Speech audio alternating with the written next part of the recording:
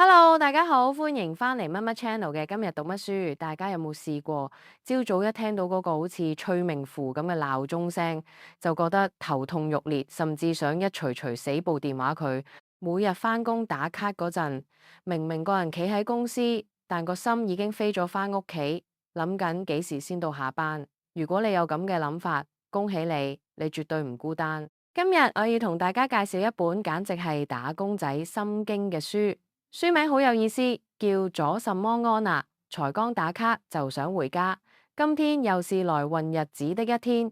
作者係韓國嘅一位資深打工仔安成敏 Ahn Sungmin。呢位作者安成敏，佢唔係咩成功學大師，佢只係一個同你我一樣喺職場打滾咗10年嘅平凡上班族。佢話自己喺呢10年入面，起碼諗過8300次要辭職，但結果呢，佢仲係乖乖地每日返工。雖然佢冇辭到職，但佢練就咗一身好犀利嘅生存技能，例如點樣用 Alt 加 Tab 快速切換畫面，點樣改客字體，就令份報告睇落高級咗。仲有最精彩嘅模仿老細講嘢嘅語氣，佢將呢啲喺組織入面經歷過嘅不合理、令人無言嘅現實記錄落嚟，目的好簡單，就係想獻俾嗰啲朝早一聽見鬧鐘就想死嘅千萬打工仔。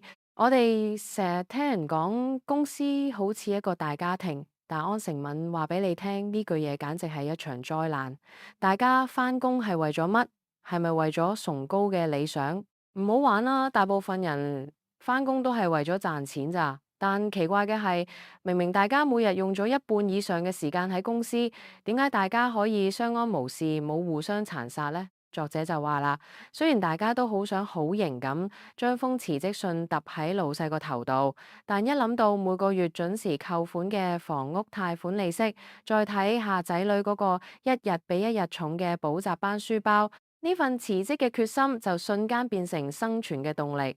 原來喺呢個所謂顛倒質量守恒定律嘅職場入面，撐落去先係最高境界。你可能會問，咁樣返工法，人生仲有咩意義啊？作者喺書入面提到一個好有趣嘅概念，就係攞幾多錢做幾多事。發生日原本係最開心嘅日子，但你有冇發覺份糧仲未入戶口，就已經被政府用各種名目扣晒，咩所得稅、居民稅、健康保險，扣到你懷疑人生。作者就試過認真去研究份糧單，結果發現啲名詞深奧到睇唔明，佢最後決定放棄分析，直接將手離開鍵盤，向後仰，閉目養神。同事問佢係咪瞓覺喎，佢好型咁答：我唔係休息，我只係攞幾多錢做幾多事。呢種心態其實係一種好健康嘅心理防禦。講到職場生存術，坊間好多書會教你要認真讀書，要做筆記，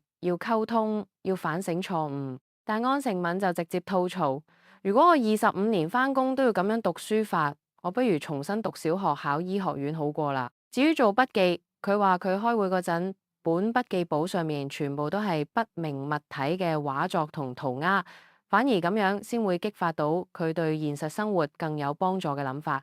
佢認為比起花30年力爭上游去做高層，不如做返自己想做嘅嘢，人生會更美好。佢甚至挑戰一種盡可能唔好挑戰任何事嘅哲學。點解？因為公司要求嘅創新通常都有3個好唔合理嘅條件：第一，要賺錢；第二，要有人為失敗負責；第三，係一定要成功，唔准失敗。喺呢種環境下，如果你仲去挑戰，咁你簡直係喺度玩命。大家有冇發現，公司入面總係有一啲前輩，佢哋可能職位唔高，但年資好深，每日就係喺度處理一啲印郵件、確認文件嘅小事。作者分享咗一個故事，佢話以前有個前輩好犀利，係精英中嘅精英，帶領公司開拓東南亞市場，點知一場南亞大地震令計劃失敗，公司唔單止冇鼓勵佢，仲要佢負全責，結果呢個精英變成咗一個被邊緣化嘅老人。呢個故事話俾我哋聽，職場係一個唔容許失敗嘅系統，所以聰明嘅打工仔會學識同時間孤獨對抗，盡量唔好去挑戰啲咩，因為講出嚟就變咗係你嘅事。講到溝通，作者仲列舉咗3句世界上最冇用嘅話。第一句係我認真諗過啦，通常講呢句嘢嘅人，其實只係想話俾你聽佢決定咗啲咩，完全唔係想同你討論。好似佢個朋友話：我認真諗過，我想投資比特幣，結果呢，賺大錢嘅時候根本唔會話你聽。第二句係呢個真係秘密。作者話只要有人講呢句，基本上全公司都會知。佢仲教大家，如果你想散播一啲嘢，就要用啲好細膩嘅演技，引對方上鈎，然後對方就會將你個秘密包裝得好精彩咁傳出去。第三句最毒就係你唔好唔開心呀。呢句嘢簡直係宣告緊我即將要講一啲令你極之唔開心嘅嘢，你準備好同我嘈交啦。如果你係一個中意獨自用餐嘅打工仔，你一定會好有共鳴。作者自稱係職業級獨食家，佢認為午餐時間係法律保障嘅自由時間，唔應該受老細指揮。但喺韓國或者我哋呢度都係，如果你一個人食飯，總係會有啲唔關事嘅人走過嚟問點呀，冇人陪你食飯呀，不如同我哋一齊啦。甚至會被組長批評話唔同同事好好相處。作者心諗，我返工係為咗創造利潤，唔係為咗同你哋玩社交呀。佢覺得好多人喺職場上好驚落單，其實係因為佢哋唔敢脫離嗰種集體嘅壓力。書入面最令我印象深刻嘅一個故事係作者講佢秘密假期。有一日佢突然好唔想返工，佢就打電話返公司，話自己為痙攣要請假，然後佢換返套西裝，好似平時返工咁出門口。佢去咗一啲平時好想去嘅地方，例如經理屯路、汝矣島嘅大型商場。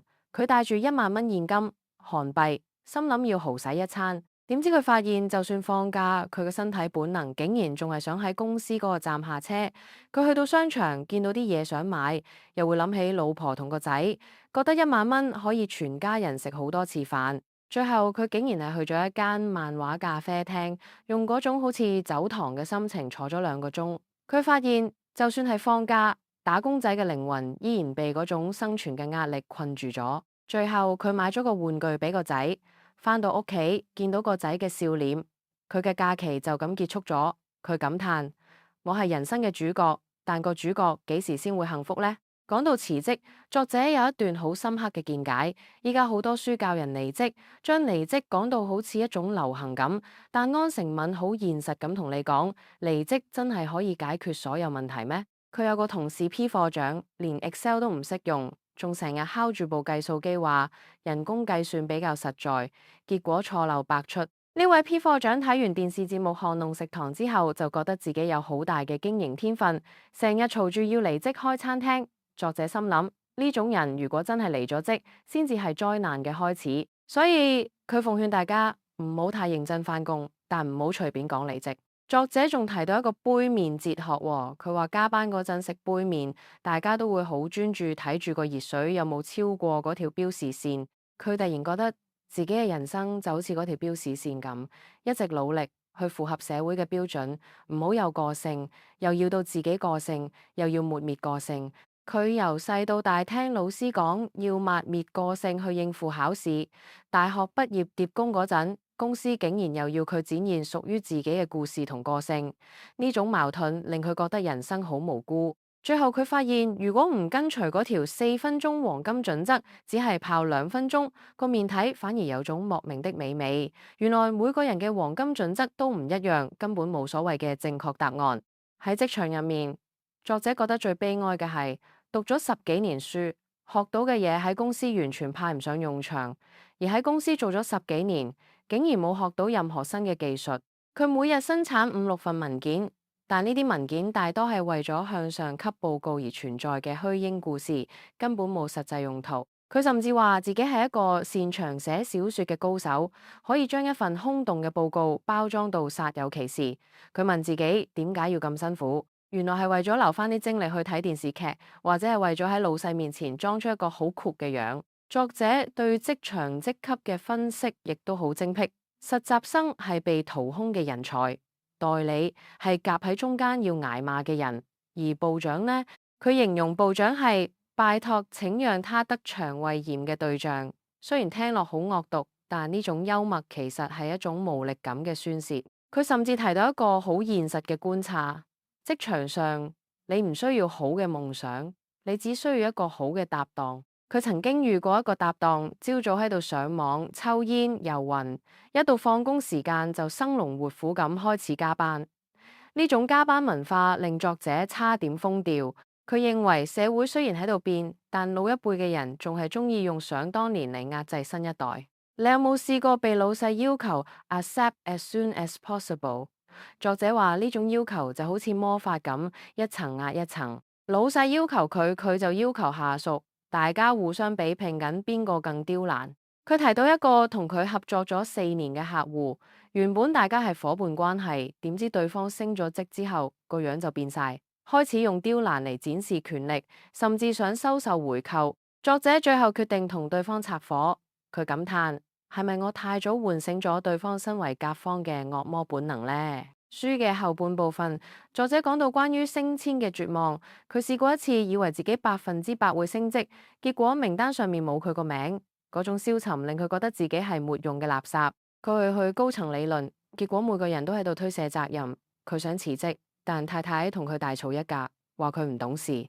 最後佢喺茶水間遇到一個萬年課長姜課長。呢位姜課長一邊挖鼻屎一邊同佢講：升遷管佢啦，我升得慢，但我享受生活呀。雖然姜課長膊頭上面全部係頭皮，但作者突然發現呢種若無其事繼續生活嘅姿態，竟然係最好嘅答案。佢整理好儀容，返到辦公室笑住做嘢，反而令到個部長好不安。呢種形象管理係打工仔最高級嘅復仇。作者仲分享咗一個關於佢爸爸嘅故事。以前佢爸爸喺水泥廠返工，發薪日係全家人最期待嘅日子，因為薪水袋入面除咗錢，仲有一張豬肉券。細個嘅佢會拎住張券跑去肉鋪換五花肉，全家人開心地食餐好。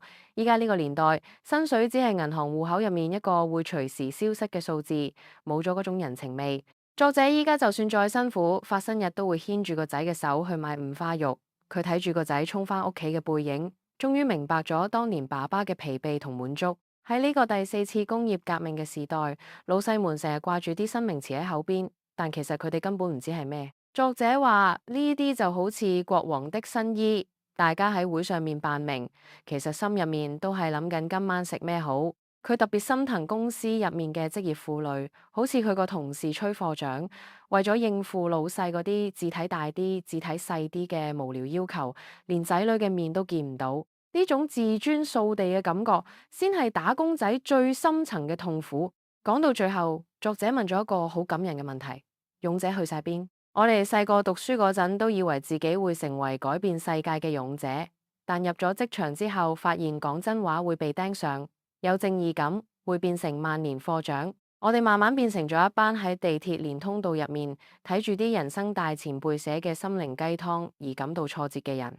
嗰啲前輩話只要努力就會成功，但佢哋唔明白依家呢個地獄朝鮮嘅競爭係幾咁絕望。不過安誠敏依然選擇咗明天見，雖然佢自認唔適合公司，雖然佢仲要還貸款，但佢喺啲小事入面傳到溫暖，好似組員之間一齊偷偷地食個菠蘿麵包，或者係幫實習生改下份自我介紹。